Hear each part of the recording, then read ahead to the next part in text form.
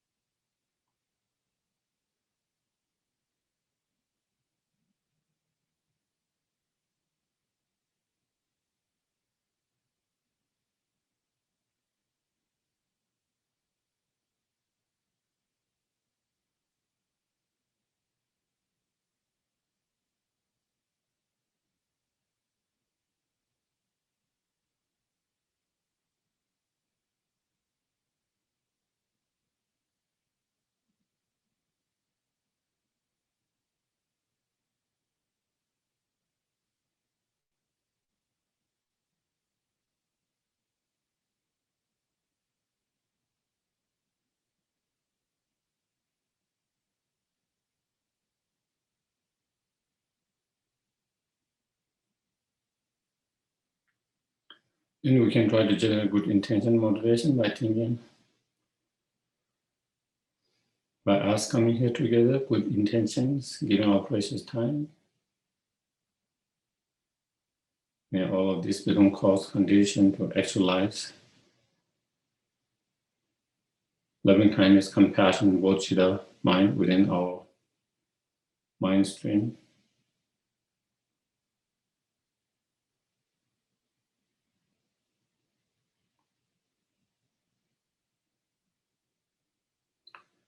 And while we're on the path, may we be always under the care, guidance of His Holiness Dalai Lama, Avalokiteshvara, who are inseparable.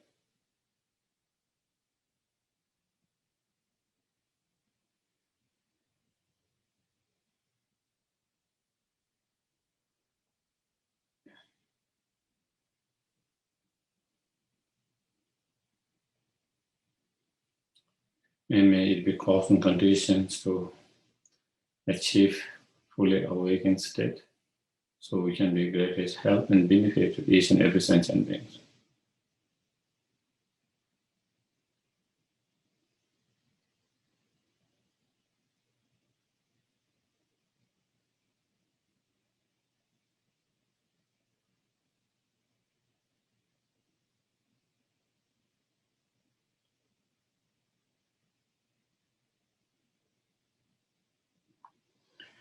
Okay.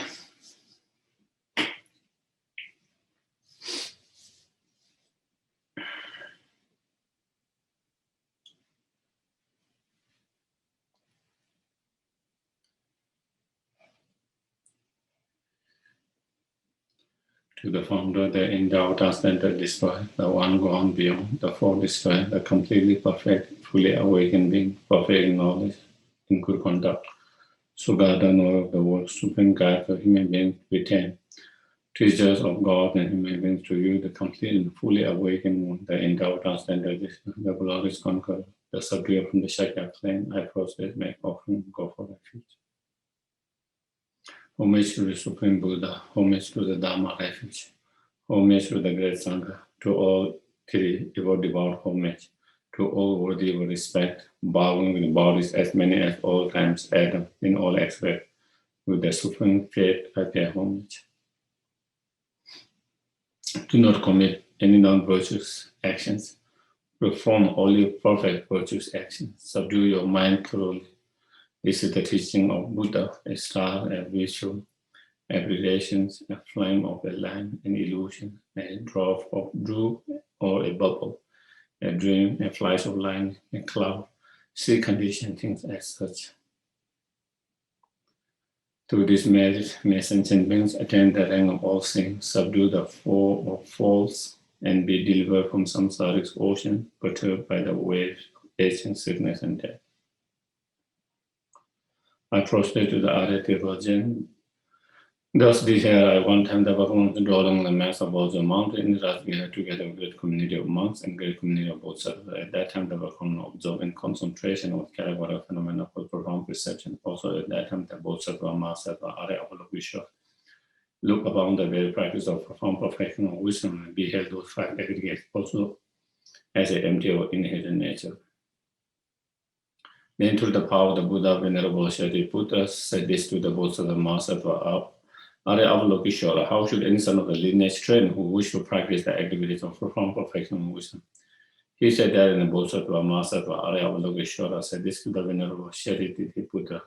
Shariputra, any son of the lineage or daughter of the lineage who wish to practice the activities of profound perfection and wisdom should look upon it like this correct. And repeatedly beholding those five aggregates also as empty of inherent nature.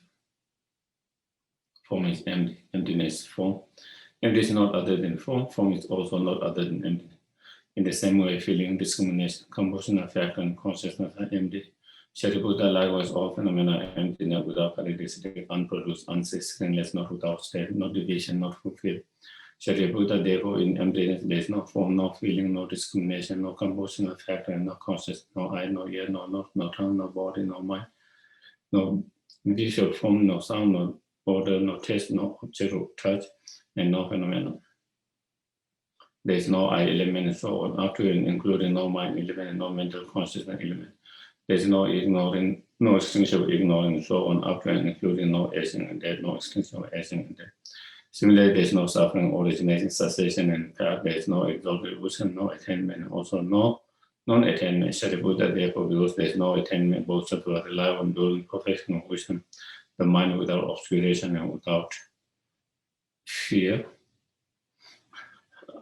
Having completely passed beyond ego, they reach its point of nirvana. All the Buddhas who do 3 times also manifestly completely awaken to the unsurpassable perfect complete enlightenment and rely on perfection of wisdom. Therefore, the mantra of perfection of wisdom, the mantra of great knowledge, the unsurpassed mantra, the mantra equal to the unequal, the mantra that wholly faces by all suffering should be known as truth since it is not false. The mantra of perfection of wisdom declares, Parata Om Gade Gade, Paragade, Parasangade, Bodhe Soha.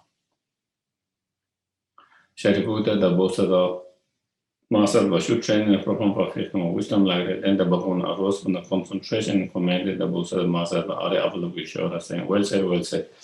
Son of lineage is like that, it is like that one should practice the profound perfection of wisdom, just as you have indicated. Even Tathagata rejoiced. The Bhagavan, having thus spoken, the Venerable Shariputra, the Bodhisattva Mahasattva Arya Avalokiteshvara, and thus surrounding the entire along with the word of the gods, human, asura, Gandharvas, overjoyed and highly praised that spoken by the Bhagavan.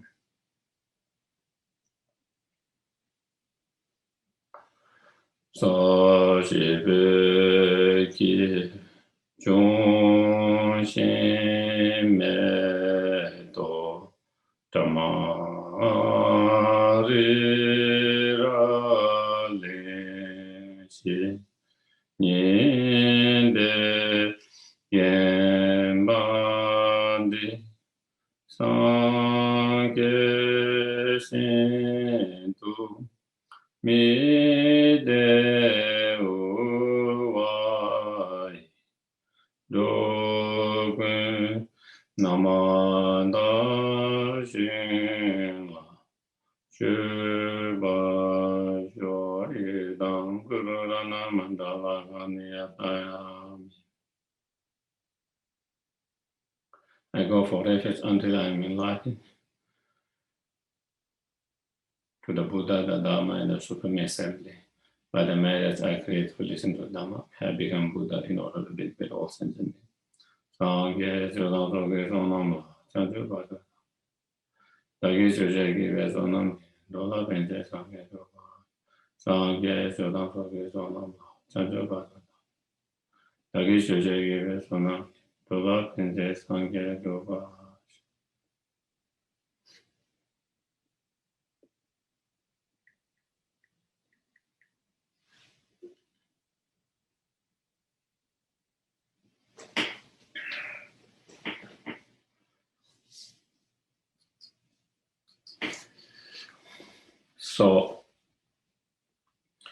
So we have just started with the last week on the practice of Guru Yoga of Avalokiteshvara by seeing His Holiness Dalai Lama and Avalokiteshvara as one. And so for that practice, we talk about gathering all the objects that we need for the practice, for the retreat, or for the sadhana, for the practice, and arranging all the holy objects, the altar, and then in the right meditative posture, then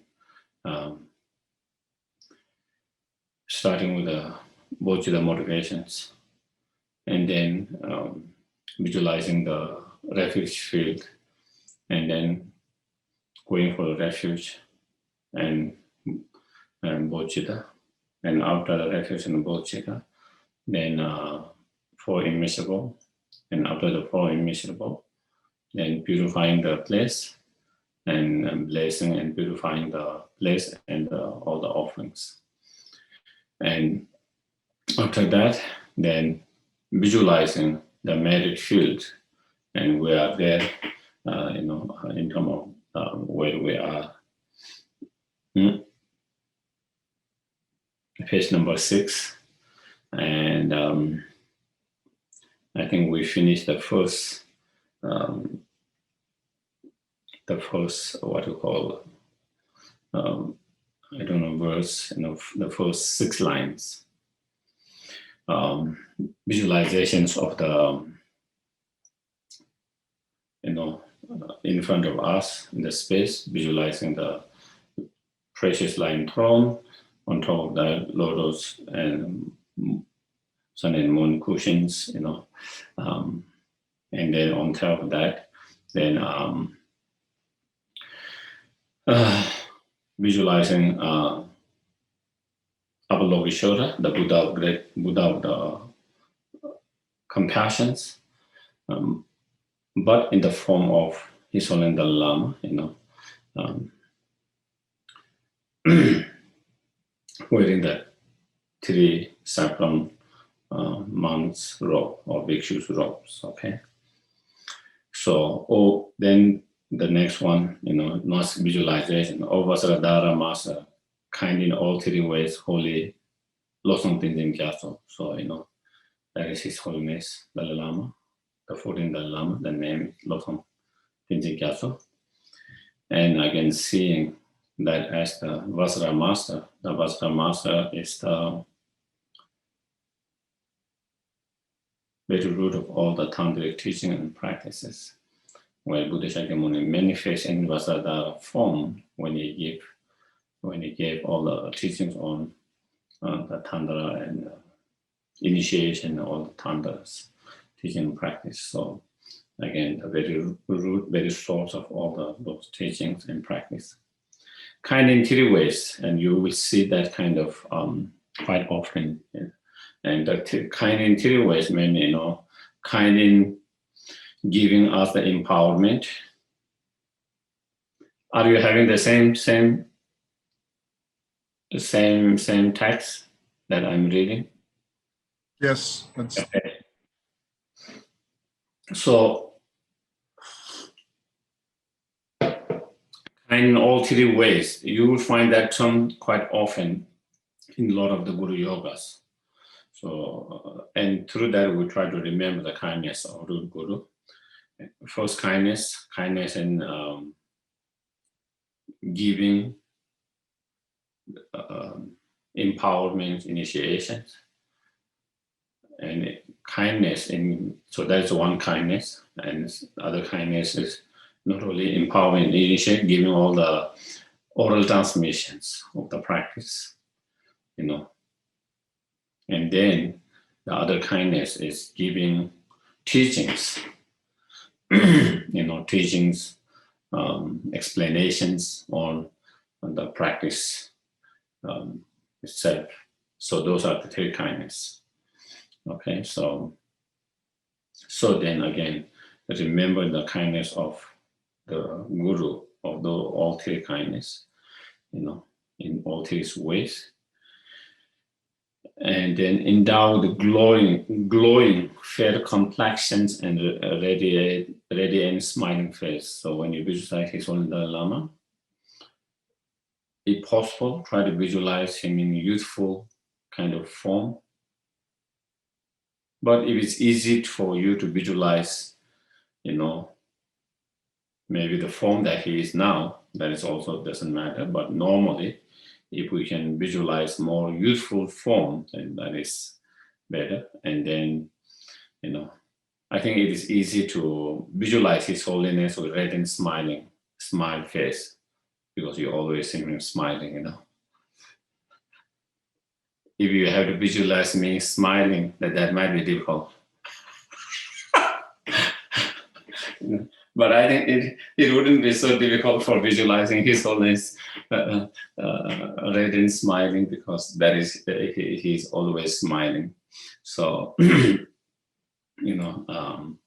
and that genuine radiant smile shows the inner peace and joy, inner peace and inner joy. It says, and then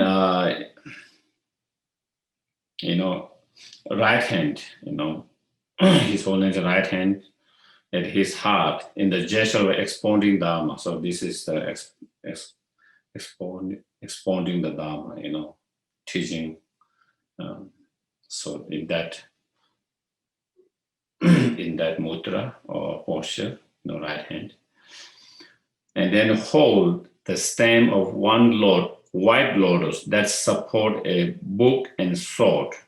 So here, because the stem of the lotus holding by this thumb and the next finger, and then the lotus white, and which goes through like that, and here by the ear, is that. And then on top of the lotus, then you visualize the scripture, the book, and the wisdom sword. Those scriptures, so you can visualize, for example, you can visualize Prasnaparamita Sutta, or you can visualize here because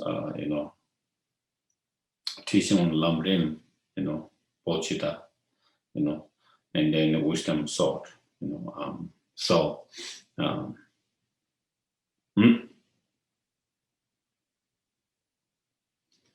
and your left hand of His Holiness left hand resting in meditative pose, by the navel, like this, and then holds a 1,000-spoked wheel, like Dharma wheel, Dharma chakra with 1,000, and it's made of all the precious stones,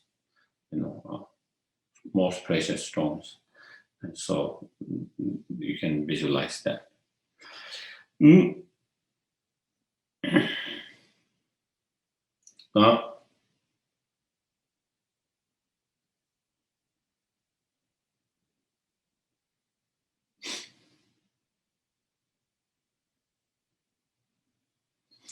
As I mentioned, the sword, the book,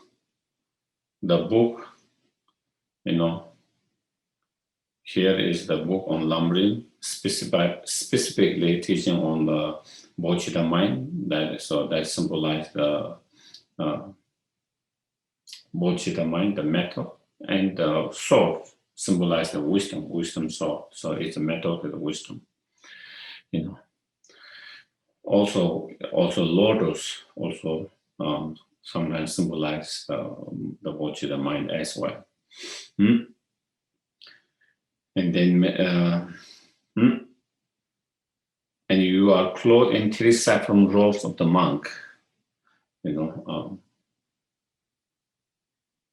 so again, you can visualize, red robe on the lower side and upper side, the orange and the yellow robe, and so again, I think I might have mentioned before, those 3 saffron robes symbolize the inner quality of that being of pure renunciation, bodhicitta, not virtue, sorry, pure renunciation, pure moral practice, and pure morality, and material concentration, and wisdom. So that symbolizes that, those 3 robes. And our crown with a pointed golden hat or pandit, So you can visualize the, yellow golden pandit hat, like you see Lama Tsongkhapa, same way, pointing. So the yellow symbolize kind of, like golden color, symbolize the pure Dharma, like a gold that is pure, that symbolize pure Dharma, and pointed, the head and pointed upwards, symbolize that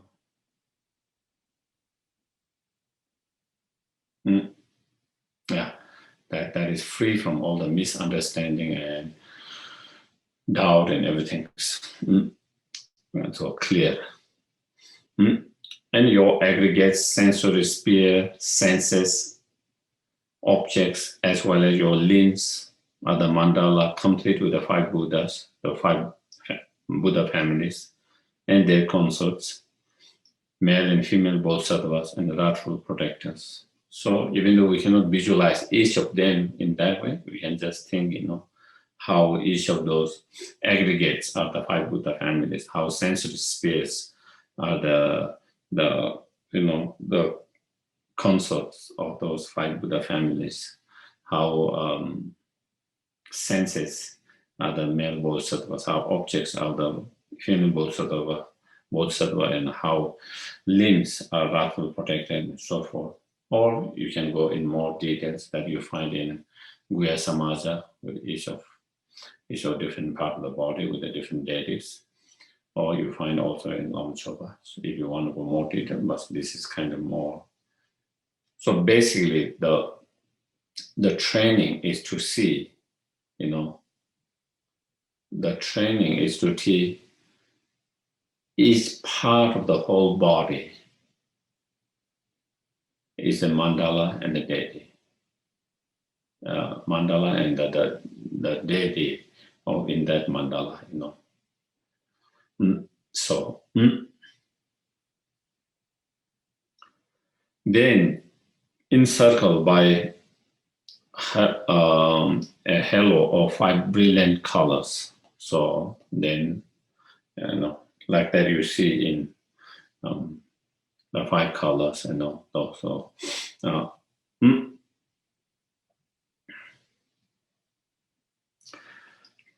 So there is the white, yellow, red, and green and blue, those 5 colors. And here, the white color symbolize that being where the rays or hollow is free from all the faults of the delusions, and the yellow symbolize, all the positive qualities display without any kind of obstructions. The red rays symbolize, the vastness of the emptiness, And then the yellow rays symbolize, that the enlightened activities, endless, limitless of enlightened activities. And then the blue symbolize,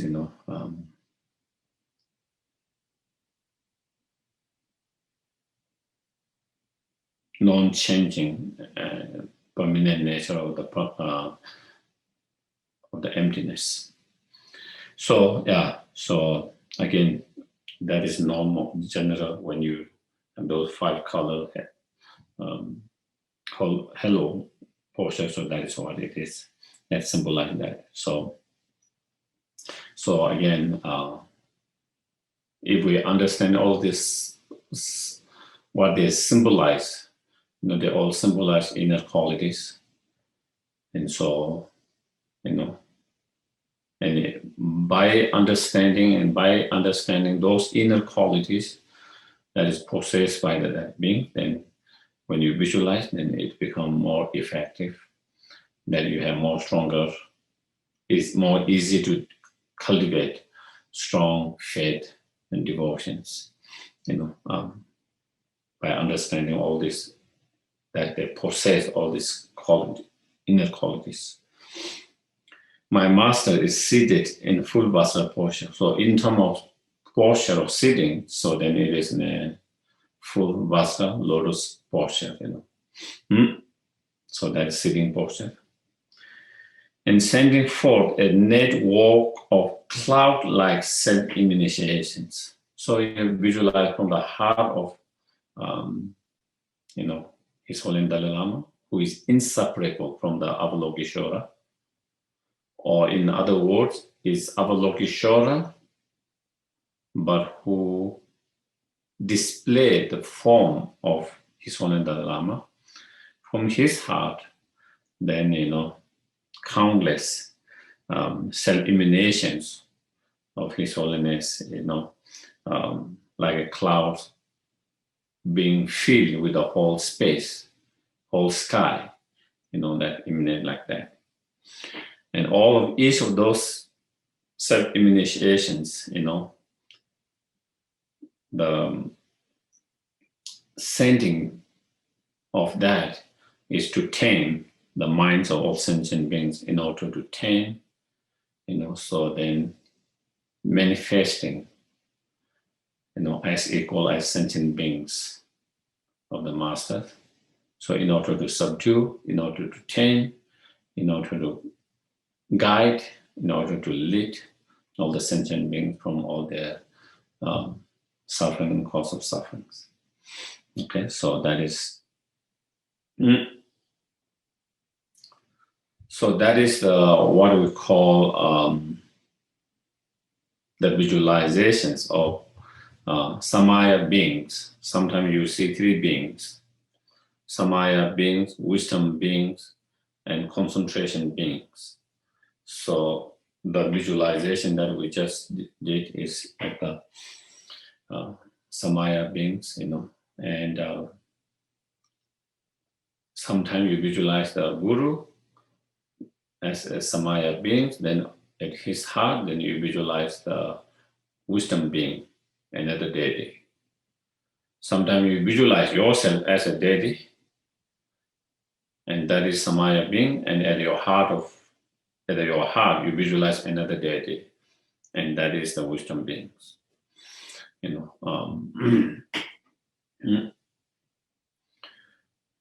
And at the heart of the wisdom being, then you visualize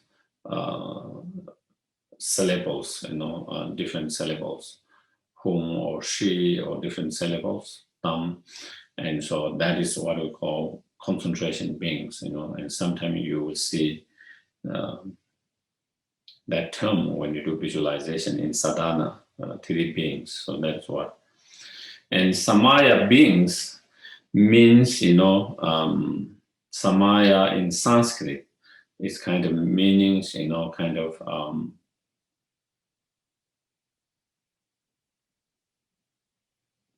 sending or going correctly, or gathering. And so what it means is, it is the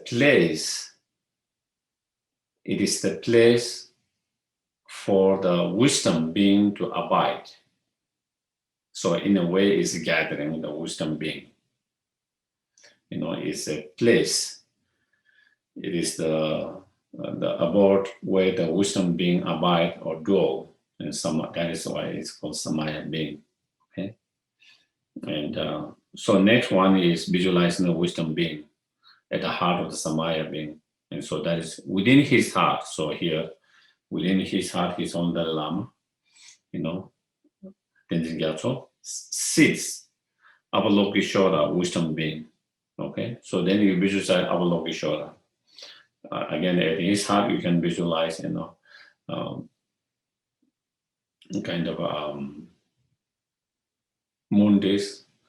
On top of the moon disk, then there is the Avalokiteshvara, And as I mentioned before, Avalokiteshvara, many form here, Avalokiteshvara with one face and four arms in that form, okay? With one face and four arms.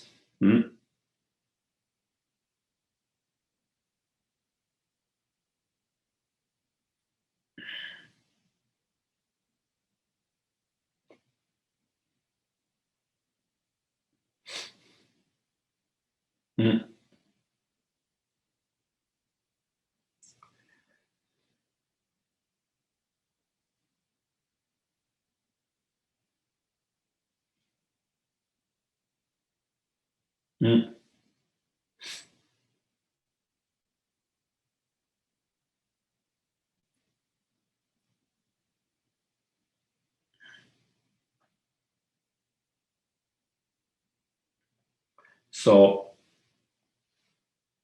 one face symbolize, in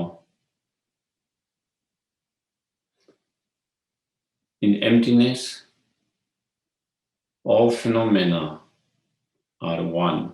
They all are one test or one. In emptiness, in Dharmaka, in Dharmadhatu, all phenomena are one, so that's symbolized, so one face. And four arms here symbolize, the four immeasurable, the immeasurable love, immeasurable compassion, immeasurable joy, and immeasurable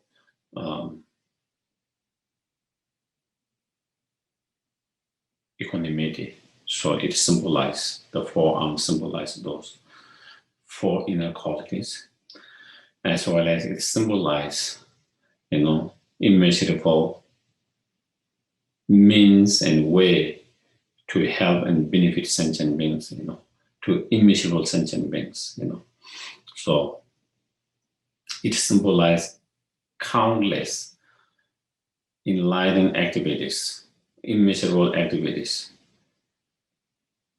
to benefit and to help sentient beings. His upper two hands are placed together. So the center to upper place are, placed together and holding a precious jewel inside, like this, So there is a precious jewel inside two hands, and two hands holding the precious jewels.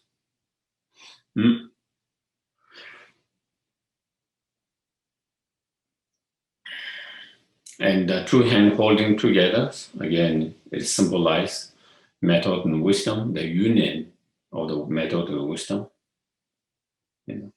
Method and wisdom, it symbolizes coming together of wisdom and method. The unity of wisdom and method.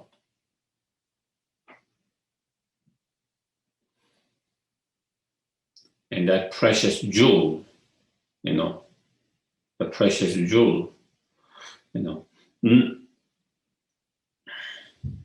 also symbolize, fulfilling all sentient beings' temporary and ultimate needs. Just as precious jewels can fulfill your needs when you make a wish to that precious jewel, in the same way that symbolize, Avalokiteshvara's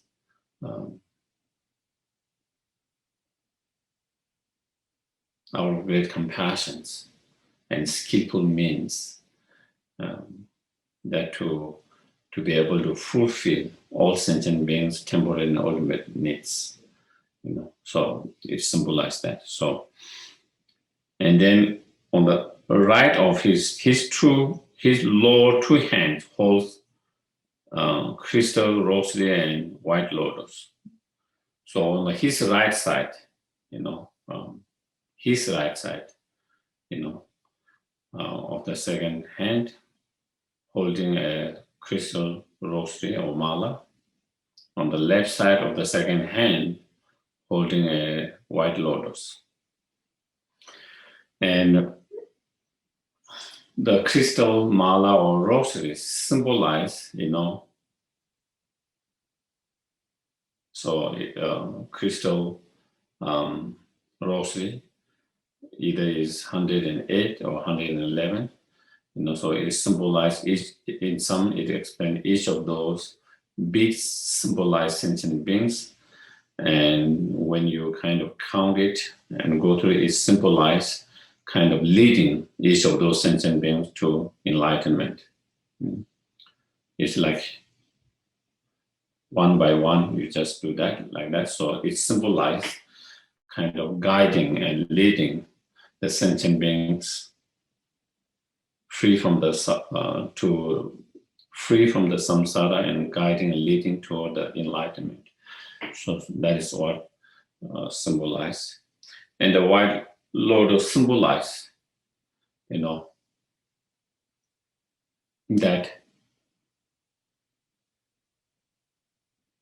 even though Avalokiteshvara dual in samsara in order to help and benefit the sentient beings, but is not being diluted by the samsaric faults. Samsaric faults. It's not being polluted, diluted by the samsaric fault of, delusions, the root of delusion, the ignorance, and all other samsaric defect and faults. Just like a lotus. Even though lotus come through the muds, it grow in that kind of mud, but when the lotus grow, then it is not polluted by the mud, it's free from the mud. Similarly, even Avalokiteshvara live within the samsaric beings, within the samsara in order to liberate and benefit, but is not being diluted, polluted by any of the samsaric defects, samsaric faults. So that is what is symbolized. And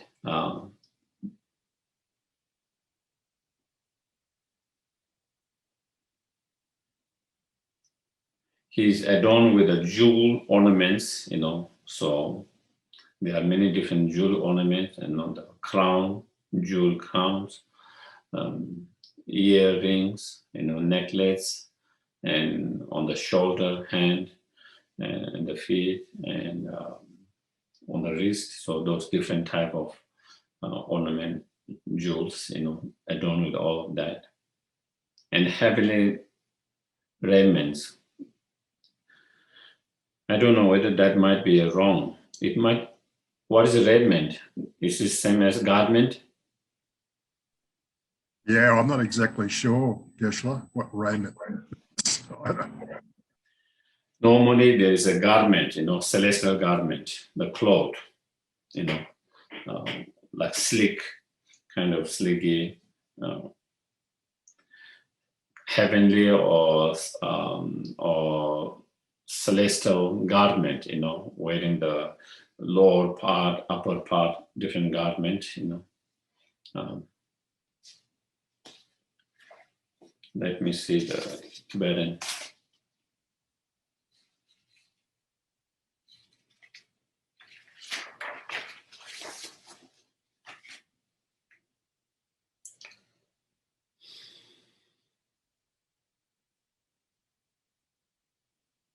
Yeah, it's so I don't know whether this tapu, mistake, or it means same as garment. Did anyone find? Yes, Geshe, I just looked it up. That's the correct word, and it means garment. Means clothing. Okay, thank you. Thank you for that clarifications. So I know it's not taboo or mistake. So it's just I'm not aware of that words. I don't think any of us are. I've not seen that word before, even though I've seen garment in most of the sadhanas, you know. So wearing those heavenly or celestial garments, you know. So yeah. So with all of this with all these garment and all jewel ornaments, when Buddha is in that form, it symbolizes Sambhogakaya. That form is Sambhogakaya form. You know, in Buddha's form, like in form, Rupakaya, there is two, Sambhoga and Nirvana-kaya form. And when the Buddha manifests a Sambhogakaya form, then that is like, you know, with a jewel and celestial garment and all of that. When it comes in Nirvana-kaya form, then it is like like Buddha Shakyamuni, you know, in a normal form without all of those garments and celestial garment, without all these jewel ornaments. Okay. Then over his left shoulder is antelope skin is dry. So there is a antelope skin here, you know, on the, from left going like this, you know, and that symbolizes compassions, peace, compassion, loving kindness, because that particular antelope is very, very peaceful. That it doesn't kill or eat any beings, insect or any other beings, and so it's a very peaceful animals. So having that is symbolizing the, you know, great compassions, you know, great compassions, great love, you know, peace, you know, so that, and crossed leg. So again, the posture of the Avalokiteshvara is a crossed leg, you know. So he's again in the same posture as his own Dalai Lama, the Samaya beings, you know, in a Vajra posture, you know, full crossed leg. He is seated on silver moon and lotus, and then the cushion on which the Avalokiteshvara sit is, you know, here silver meaning white. Okay, so there's a lotus cushions. On top of the lotus cushion, there's moon cushions. Okay, so on top of the lotus and moon cushions, at the heart of his own Dalai Lama, and that is where the Avalokiteshvara sit in that.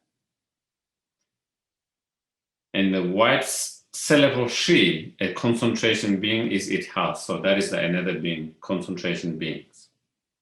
So we had the Samaya being as his holiness here, and then wisdom being the Avalokiteshvara in the Avalokiteshvara form, and then the Sri syllable, the white Sri syllable as a concentration being.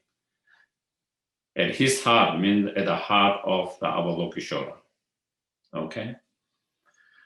So it is called wisdom being, that deity, Avalokiteshvara here, which is at the heart of his holiness, is called wisdom being because that Avalokiteshvara is display or manifestations of enlightened, compassionate, exalted wisdom. You know, it's a enlightened, compassionate, exalted wisdom but manifesting into a certain form here in Avalokiteshvara form. And so therefore that is called wisdom being. Okay. And then the Shri syllable here is known as concentration being. And it's called concentration being for some of the meditators when you are meditating on, self-generations, then your focus of meditations, your focus of concentration is that syllable. You just focus on that small syllable at that and try to concentrate on that. And the practitioner, focus on that syllable to develop very high level of concentrations. And through that, then they develop, accomplishments, realizations, And so that is the focus of the objects of focus of concentration. So that is, therefore, is known as concentration being at his heart.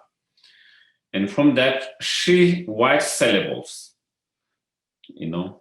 emit brilliant colors, light in all 10 directions, So from that Shri syllable,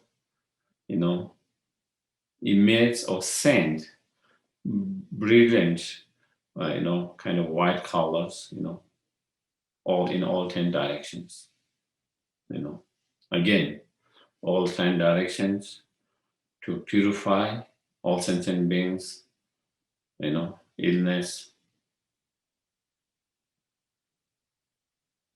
mental unhappiness, all the obstacles, all the negative karma, all the delusion, all the obscurations, and to tame their mind, to guide and lead them to fully enlightenment in order that. So again, each of those light that has been emanated are those not just an ordinary light, they are all enlightened, exalted wisdom, but in the form of light, So that is, again, we have to remember that, be aware and remember that when we do the practice as much as possible. On my master's brow, here in eyebrow, is a white Om syllable that symbolizes, all the enlightened body, Vajra body, okay? So white. And syllable, you can visualize Sanskrit syllable, you can visualize Tibetan syllable or English syllable, it doesn't matter, but Om syllable at his. And then within his heart is red R syllable, and that symbolizes, enlightened Vajra speech, okay? At his heart, a blue Hum syllable, and that symbolizes, enlightened Vajra mind, enlightened Vajra mind. So Hum, so white Om, red R, and blue Hum at the heart, from which many lights shine out in myriad directions, So from that Hum syllables, from the heart, Hum syllables, then it sends and shine out many lights in all 10 directions, and then inviting the three jewels of the jewel of refuge to dissolve into him. And through that light, then it invite and invoke, all the Buddhas of 10 directions, all the Dharma, all the Sangha, the three jewels, all the holy beings. And then after invoke, it dissolves into the Guru, the Guru, His Holiness the Lama Guru, who is inseparable from the Avalokiteshvara. It is all dissolved into it. You can think like when it's snowing, and And then if there is a hot, warm stone, then it dissolves into, the snowfall and dissolve into that warm stone, you see. So you can see all these enlightened beings, the jewel of refuge coming in the form of like a snow and dissolving into it. And having dissolved into him, transforming him into the collected essence of object of refuge. And so, therefore, then, His Holiness, the Guru, His Holiness, which is inseparable from Avalokiteshvara, then become inseparable one with all the Buddhas of 10 directions, all with the Dharma of 10 directions, with Sangha of 10 directions, all in one. So it is called all in one. So you try to see all in one. Sometimes you see, you visualize one deity or guru, then surrounded by so many other deities, surrounded by also many other gurus and deities, Buddhas, Bodhisattvas, Arhat, and protectors, and so forth. Here, without visualizing all of them, you think all in one. All first you invoke, and then it dissolves into that, and then that magnetic field of the master, become one with all, one in all. So it becomes one in all. So that is what you try to visualize. Okay. And the colors of Avalokiteshvara, white, symbolize, Avalokiteshvara, the color of Avalokiteshvara is a white. And it symbolizes, is free from all the selfish attitudes, self-centered attitude, free from all the defect. So symbolizing, white symbolizing, that is free from all the negative faults, defect, and especially the defect and faults of selfish attitude, self-centeredness. Okay, so that is the visualizations. And so when you come to this visualization, you go through all these visualizations, and then you remain a little bit to really trying to feel the guru that you have just visualized, the master that you have just visualized, His Holiness, feeling that he is one and inseparable from the three jewels, from all the Buddhas of 10 directions, the Dharma, Sangha, from all of them, So like he is the Guru, he is the Yidam, he is the Buddha, he is the Dharma, he is the Sangha, he is the Daga, he is the Dagini, he is the Dhamma protector, all in one. So you try to spend a little time to really feel that, instead of trying to see, here is His Holiness, the Guru, the Master, and there is another separate Avalokiteshvara, Yidam or deity, and then there's other Buddhas of the 10 directions, the 3 times, and then there's another Sangha like Bodhisattvas and Daga, Daginis, and Arhats, and all of that. So instead of that kind of dualistic view, of all of that, we try to see everything in one, all of them in oneness, inseparableness.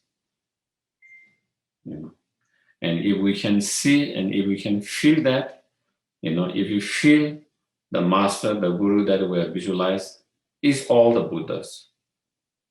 Not only one Buddha, inseparable from one Buddha, but inseparable from all the Buddhas. Then it's easy to have the go for the refuge. It's easy to have the faith, devotions.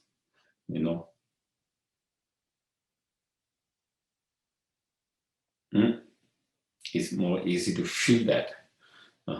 You are able to see and feel that way. and so you try to spend a little bit of time to feel as much as possible, that His Holiness not separate from all of the jewel of the refuge, but instead He is the all of them. He is the all of them. All of them is He. He is all of them. All of them are He.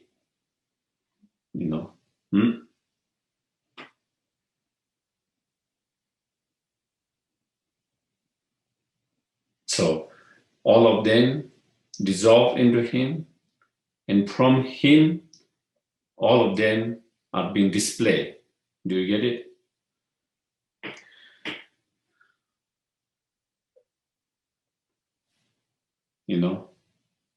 You see them in all dissolving them, becoming one. And when you try to see many of them, then you see all of them are all of His display, It's the same display from Him. It's the manifestation of Him. It's the display of Him. So basically, they are all the same, So that is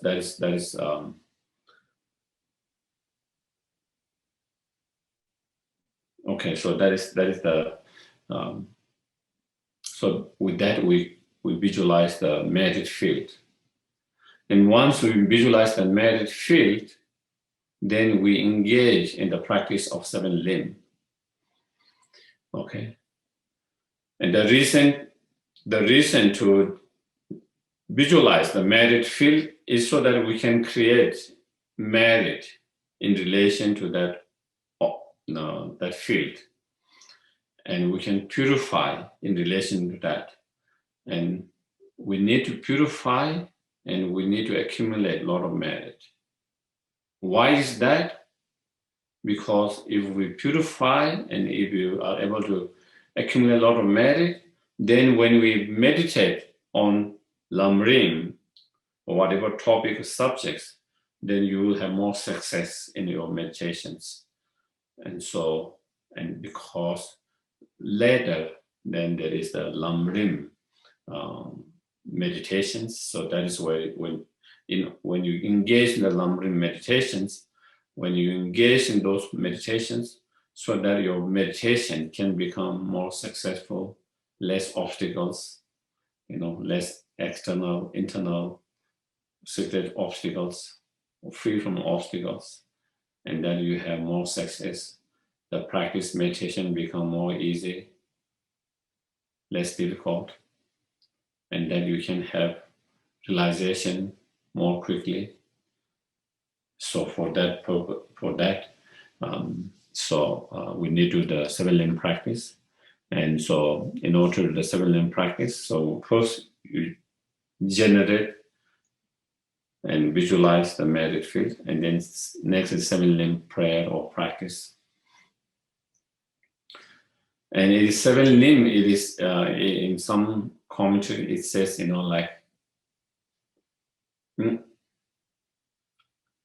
when you are trying to do something, if you use all your limbs, your hands, your legs, and all your limbs, you will have more power to do something, But if some of those limbs are missing, then you will not be able to do something strongly, Same way, when all 7 limbs are together, the practice together, then practice become much more powerful. Whatever virtues you do become more powerful. And so that is why 7 limb the practice come all together. And so first is prostrating, So your liberating body is fully adorned with all the signs of Buddhas, So by seeing the enlightened, by seeing, so that here the merit field is the Guru who is inseparable from Avalokiteshvara, or other ways, Avalokiteshvara who is inseparable from the Guru, root Guru, So that one, and by seeing incredible positive qualities of his body that has all the enlightened sign and marks, the sign and mark of 30 major and 32 major and 80 minor signs of enlightenment, so that your melodious speech complete all 60 realms, flow without hesitations, and by recollecting the enlightened quality of the speech with all these 60 qualities, where by one teachings, by one word, how different sentient being can hear differently according to their needs, so that even though in audience there can be many different disciples or audience, some are very beginners, some are very advanced, some are middles, and all kind of different, but one of the qualities of the Buddha's speech is when he gives the teachings, it answers every different level of the audience, every different level of disciple with one speech, with one teachings, with one advice,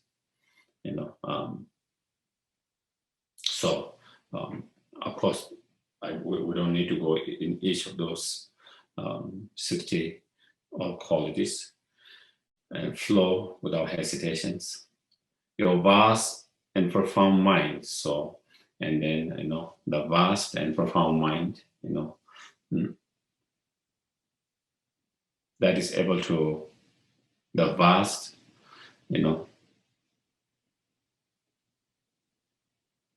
mind of that which knows all phenomena, which knows each of sentient beings' predispositions, each of sentient beings' interests, each of sentient beings' state of mind, each of sentient beings' needs, so able to understand, able to know all of that. And because if you know that, then you will be able to help and benefit more according to whatever their needs are. Profound mind, profound mind with unlimitations, impartial, unconditional love, compassion, mochita mind that pervade in each and every sentient beings equally.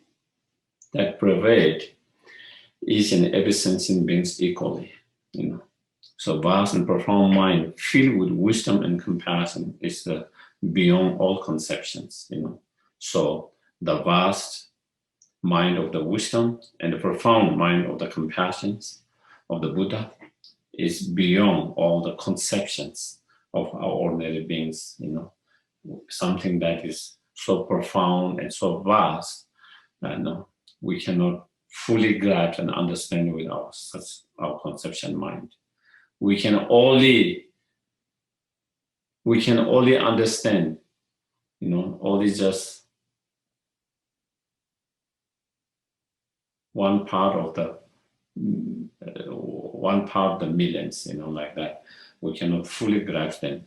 So that is the qualities of the qualities of Buddha, body, speech, and mind. By remembering all of those qualities, positive qualities, by recollecting them, then with strong faith, with strong respect, then I prostrate, physically, whether we bow down or whether we fold our hand together, I prostrate to the will of three sacred adornments of your body, speech, and mind, So, the three sacred adornment of body, speech, and mind. So then prostrating the body, speech, and mind. So that is the prostrations, okay? The first 7 limbs. Second is the offerings. Material offering of my own and those of others, actually objects and those that I visualize. So, whatever material offering that we can arrange in our altar when we do the practice, when we do the meditation, when we do sadhana, You can arrange whatever physical offering that you can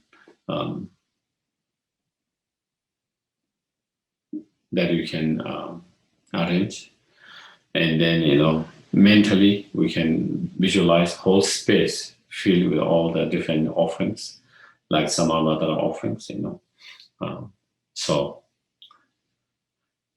and also you can visualize, you can also make offerings, of not only those you have arranged yourself or set yourself, but also you can visualize the offerings that have made by others, like, all over the world, in all planets, all over the world, where everyone has set up different or extensive offering. We can also take in our mind, we can also try to visualize them and offer them.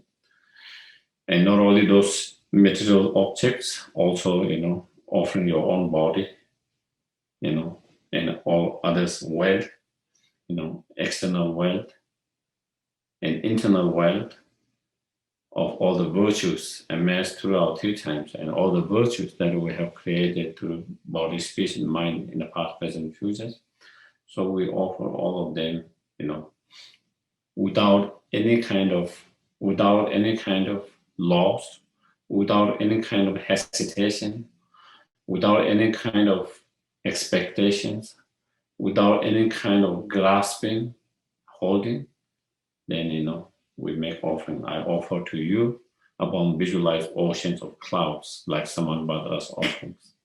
So the whole sky filled with, just like the whole sky is filled with clouds. Similarly, the whole space will fill with each of those offerings, like Samaya offerings. And we make offering from our heart. We offer them, we give them, without any clinging, without any grasping.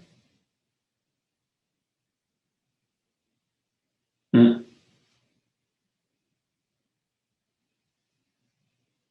without any expectations,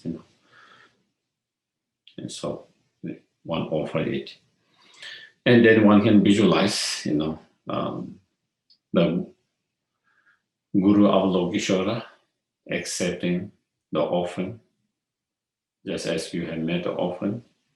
They happily accept the offering, and they experience and enjoy the offerings. Okay. Then next is the confessions, So my mind being oppressed by the stifling darkness of ignorance, So due to being under overwhelmed and control, overpowered by the darkness of ignorance and all other delusions, such as anger, attachment, jealousy, pride, miserliness, and all of that. Due to all of that, then, due to all of those afflictive emotions, due to all of those powerful negative emotions, then I had done many wrongs against, that we have created so much non-virtuous negative karma, mistake, knowingly, unknowingly, due to being overwhelmed by those afflictive emotions, against the reasoning and the vows, So here, I think the reasoning is, the vows is, they are negative by nature, naturally negative. For example, killing, okay? Killing, stealing, sexual misconduct, lying, all of them are by naturally, they are negative. It doesn't matter. Whoever does it is they create negative karma, non-virtuous. Whoever does it, I think that is the reasoning, Maybe let me see the Tibetan, which Shaken, Cheran, I think that is what it is.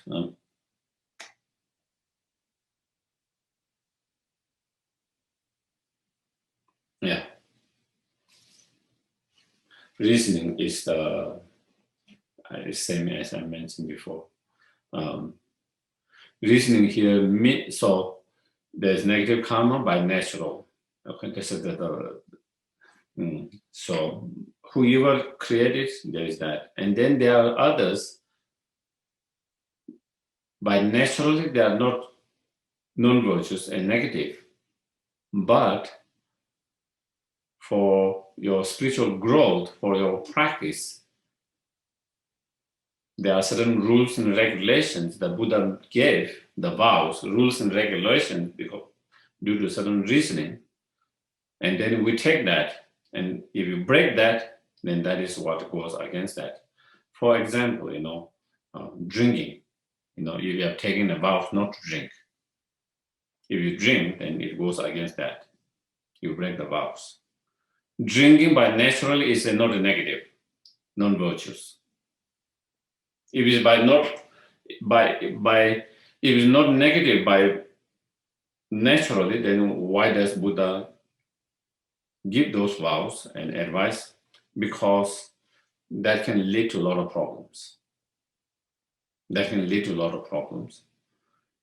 That can be distracting, a lot of problems. So therefore, there are many, many vows that is not by naturally, they are not negative and non-virtuous, but in order to support our practice, in order to help us to have less distraction, and in order to support our practice, there are many rules and regulations, and that Buddha gave, and that individual have taken those. When you taken those rules, and if you break that vow, those rules and regulations, vow, precept, then that is, so that is what it means. Reasoning vows, whatever mistake I have made in the past, with a deep sense of regret, I pledge never to repeat them. So then with deep regret, by understanding how each of those negative karma, how each of those non-virtues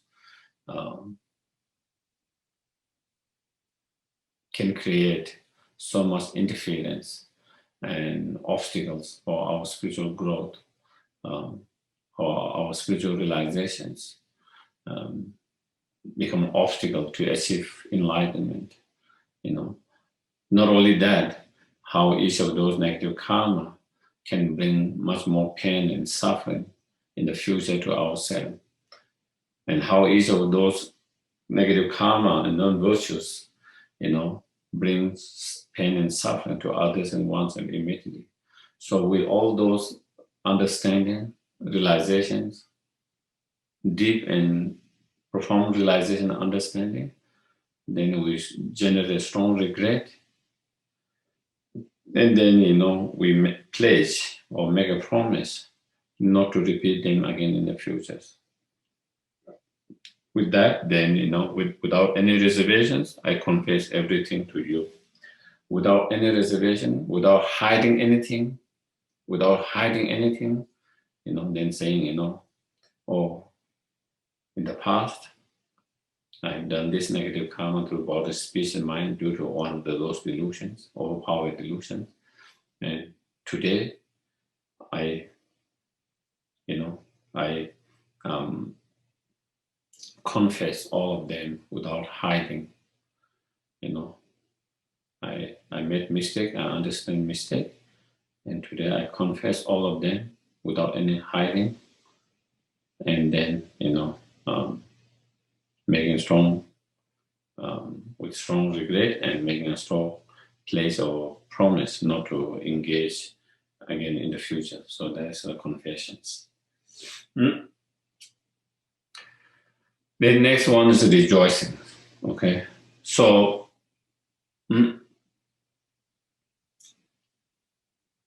from the depth of my heart, I rejoice in the enlightened deeds of sublime masters.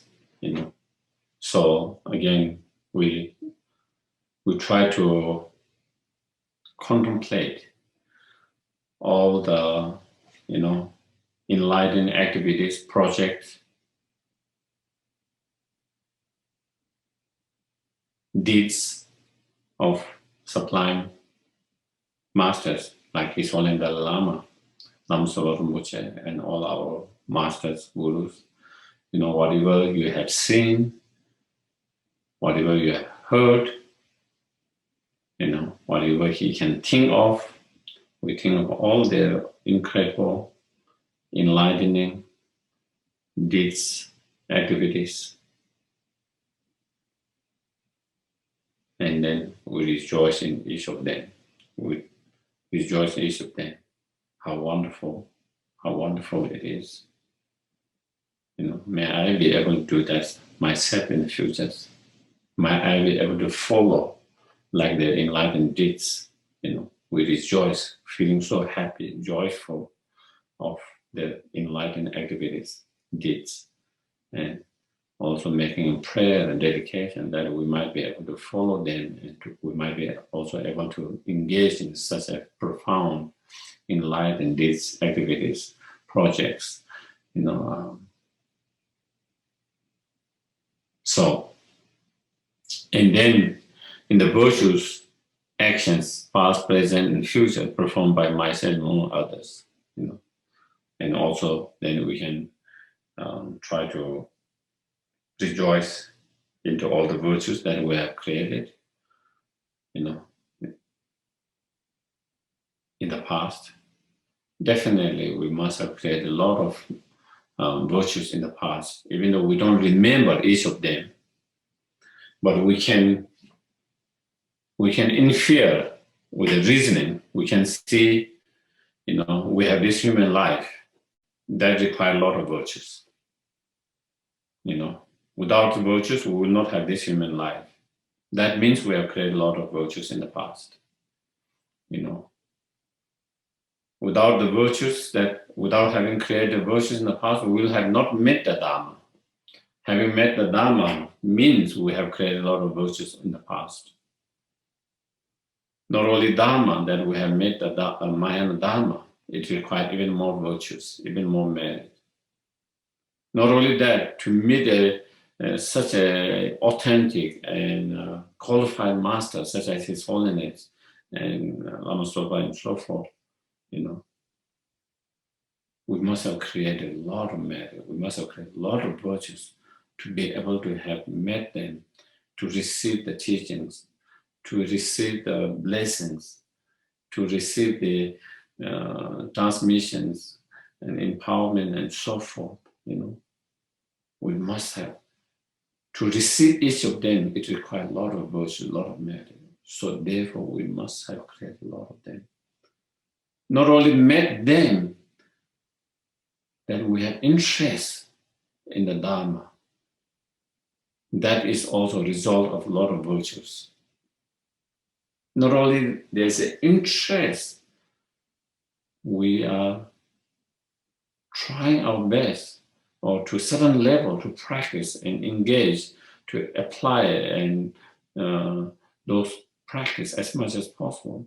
It requires a lot of virtues. So therefore, we must have created a lot of virtues. So through that, how wonderful that I have created all this virtue in the past. Because of that, then, I'm having all this fortune of having precious human life, met the Dharma, met those spiritual masters, having interest in Dharma, because even if you met the Dharma, you might not have interest. And not only have interest, sometimes you might have interest, but then you don't practice. Then not only interest, then you practice. All of them require many, many virtues. And so that is, so we rejoice in our past virtues. We rejoice in the present virtues, all the virtues that we have created in this lifetime, whatever we can think of, from doing small practice, even just reciting mantra, circumambulating, prostrating, paying homage, studying, studying the Dharma, having some positive thought time to time, having a faith, refuge to the Buddha, sometimes having a faith, devotion towards our gurus, to the Buddha, Dharma, Sanghas.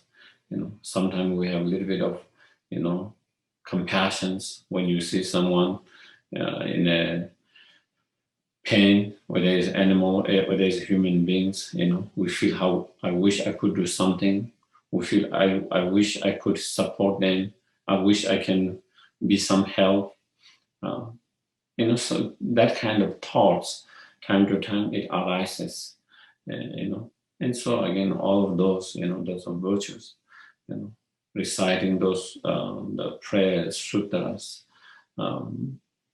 memorizing, all of that, sharing the Dharma knowledge, sharing our Dharma whenever there is need, whenever there, and so all of that, so which can,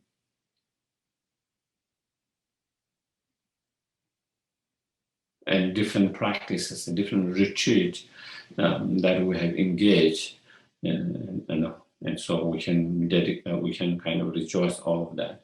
Also, we can rejoice the virtues, the futures, in the futures, definitely, definitely, we will be continue to practice in this life and in future lives, and we will continue to make progress on our path, and slowly enter the Bodhisattva path, whether in this life or whether in future life, and from path to path, and then slowly, achieving enlightenment. So we'll be engaged in all these virtues, in the future. So therefore, again, rejoicing that. And same way, and we rejoice the virtues of others, all the virtues of the Buddhas, all the virtues of Bodhisattvas, of 10 Bhumis, 5 paths, the virtues of all the Arhat, the virtues of all the beings who are on the path to Arhat, and the virtues of all ordinary beings, the virtues of all ordinary beings. So we rejoice all of them, instead of being jealous and envious of others' virtues, we feel good for them, we feel good about them, and we rejoice them. And by ordinary and exalted being of 3 sacred traditions,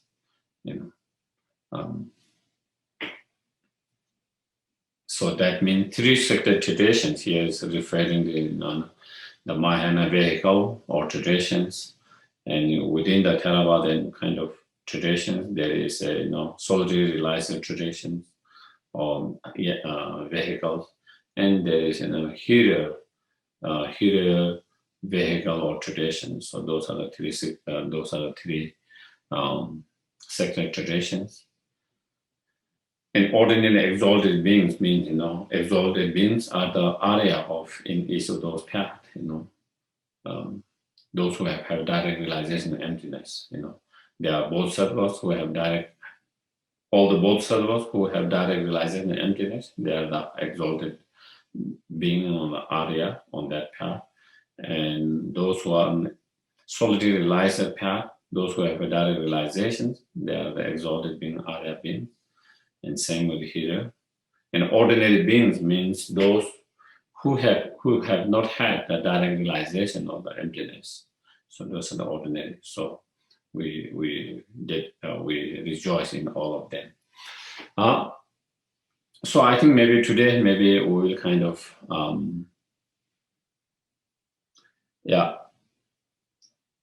Any questions?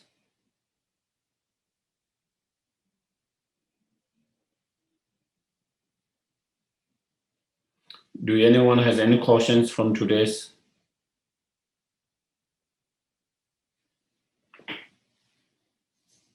Questions, comments? I think Mary's got a question, I think. Yes, please. Geshe, can you just run through the 10 directions? 10 directions, yeah. 1, 2, 3, 4, 5, 6, 7, 8, 9, 10. It's easy. Okay. Is that clear? Is that clear? 1, 2, 3, 4, 5, 9, 10 directions. It is a 4 direction, okay? And then up and down, 6. And then 4 other directions, south and north, north and east, east and northwest, like that. So those are the 10 directions. What do you call in Tibetan, we call choksam, between the two directions. But in English, what would be that? 4 direction and then what? Northeast, northwest, southeast, southwest. Yeah, but is there any word like directions, like the 4 directions, like for those 4, what do you call? I think there must be a word for that. Yeah. So anyway, so those are the 10 directions. Yeah. Clear? Yes. So any Yes, other? Rob. Yes, please. The term merit field is always sort of made me, I wasn't quite clear on it. I mean, I think I've got it now, but why is it called a field? That sort of doesn't really make sense, because it's not like a field to me is a field where you have crops, or you have like, I always thought of the merit field as being a big field with all these different deities and Buddhas and etc. But Yeah. It is called merit field, just as from field you can grow different plants and food, and same way from this merit field we can create so much merit virtues. So that is why it's called the merit field. It's same like field, because in relation to that, the merit field that we visualize, in relation to that, then we can grow so much of virtue, so much of merit from there. And so that is why it's to give some idea of that. Just like we appreciate the field, because there is a space for us to grow whatever we want and can grow as much as you want. Same way, this has, if we utilize it well, therefore in Lamrim Chema, Lama Tsongkhapa says, he says, if you have farm and you are not, if you are unable to invest, harvest one time, because then how much the farmer will feel lost, because they didn't have rain this year, or because there was not enough water, they couldn't plant, they couldn't grow, they will feel so lost. But Lama Tsongkhapa says, this merit field, you can plant 4 times, 4 seasons, not just 1 season. It's 4 seasons, 24 hours. You can plant virtues, merit, all the time. But for us, sometimes we don't even have that understanding, realizations. We wouldn't feel lost if we haven't been able to create virtues in relation to that. Even as much as lost we might feel with our gardening or field. And so that he said that is because we have not fully understood the merit field. But if you really understand merit field, then you will utilize it to plan and grow the virtues and merit all the time. Yeah. yeah, well, that was great, Geshe, because I didn't realize all the symbolism, what it actually related to. It's quite enlightening. So thank you. Okay. Thank you. So then we can do the dedications. Yeah.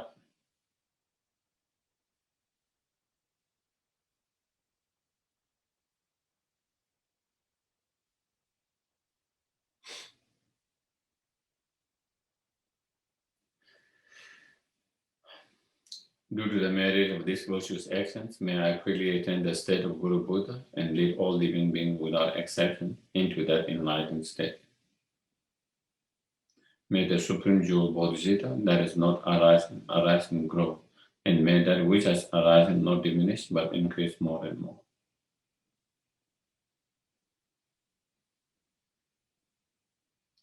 Jigden kamde pende malu pa kamle chungwe sambe yishin kaden sungme tenzen datala sowa deso tuje lundu tozu changshin changgen kyawe ten zinjong pewe kunzu doborozu chosun kuwe lema tutu da so du che kun du sha pen sho Labanu chosa te dowa la yawa kwele la betin jenje la yang sam sin cho de rigu su che la ka tien tien be kyu sha so. Thank you very much, everyone. Thank you, and everyone. Thank you for joining. Have a good night and good day for John. Okay. Thanks.